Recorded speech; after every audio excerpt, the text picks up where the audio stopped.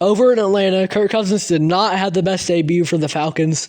It's not what you would want to see from a guy who, through the first few weeks of last year, was on pace, to break the passing yards and touchdowns record. Obviously, that goes down as the season goes on, just with the averages. But he was setting the league on fire those first couple weeks, up until he got injured.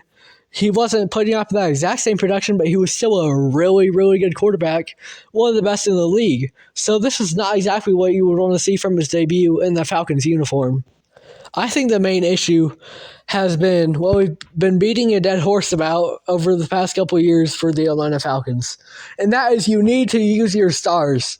Kyle Pitts and Drake London combined for a total of 5 receptions. Kyle Pitts at least had a touchdown in the end zone. Drake London, he had 2 receptions and 3 targets.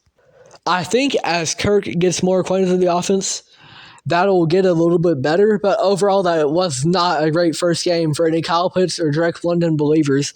However, one star that did get used quite a bit more was Bijan Robinson, so that is very good to see.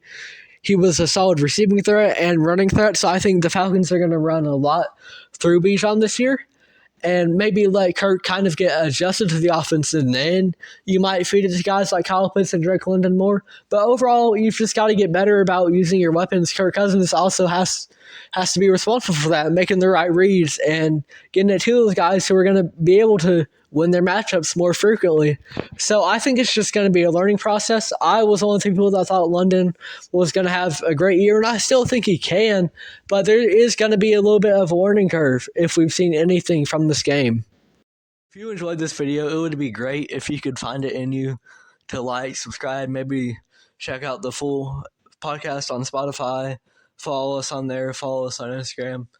I know realistically this podcast isn't going to go anywhere ultimately, whether it's via the segments on YouTube or the entire podcast itself.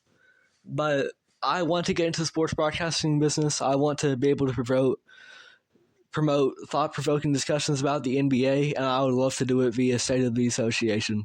Thank you if you made it all the way through.